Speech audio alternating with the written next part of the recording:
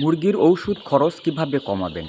সাধারণত আমি আমার খামারের ঔষধ খরচ কমানোর জন্য যেই বিশেষ পদ্ধতিটা অবলম্বন করি, আমি আগে আমার খামারের বাচ্চাগুলোকে পর্যবেক্ষণ করে দেখি। যদি দেখি এখানে কোনো বাচ্চা অসুস্থ আছে, দেখা যায় আমাদের খামারে কিন্তু আমি যদি আপনাদের একটু দেখাই, আমাদের খামারে কিন্তু সবগুলো বাচ্চা একসঙ্গে অসুস্থ হয় না। প্রাথমিক অবস্থায় ১টি বা ২টি মুরগির বাচ্চা অসুস্থ হতে পারে।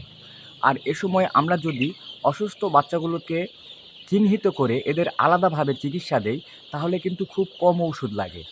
আমি যদি আপনাদের দেখাই, আমার সামনে যে বাচ্চাটা পালিয়ে গেল, ওই বাচ্চাটির মূলত হালকা একটু ঠান্ডার সমস্যা আছে। আর আমি যদি এই ধরনের বাচ্চাগুলোকে একটু আলাদা করে ঔষধ খাওয়াই, তাহলে কিন্তু আমার ঔষধ খরচ ২০ থেকে ২৫ টাকা লাগবে।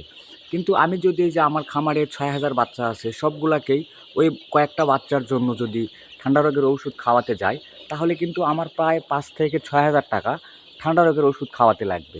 এক্ষেত্রে আমি আপনাদের বলতে চাই, আপনারা যারা ৫০-১০০ মুরগিও পালন করেন, তারা অসুস্থ মুরগিগুলোকে আলাদা করে আলাদাভাবে ওষুধ খাওয়াবেন, তাহলেও কিন্তু মুরগিগুলো সুস্থ হবে। এতে করে আপনাদের ওষুধ খরচ অনেক কম লাগবে ইনশাআল্লাহ। পাশাপাশি আমি আপনাদের যদি দেখাই, আপনারা হয়তোবা দেখতে পাচ্ছেন আমার বাচ্চাগুলো কিন্তু বেশ চঞ্চল এবং চটপটে। এই বাচ্চাগুলোকে কিন্তু ঔষধ খাওয়ানোর কোনো প্রয়োজন নাই। এই বাচ্চাগুলোর মধ্যে হয়তোবা ৮-১০টা বাচ্চা অসুস্থ আছে। তো আমি সেই ৮-১০টা বাচ্চাকে আলাদাভাবে চিহ্নিত করে ওদেরকে আলাদা জায়গায় রেখে আলাদাভাবে চিকিৎসা দিব। এতে করে আমার ওষুধ খরচ অনেক কম হবে।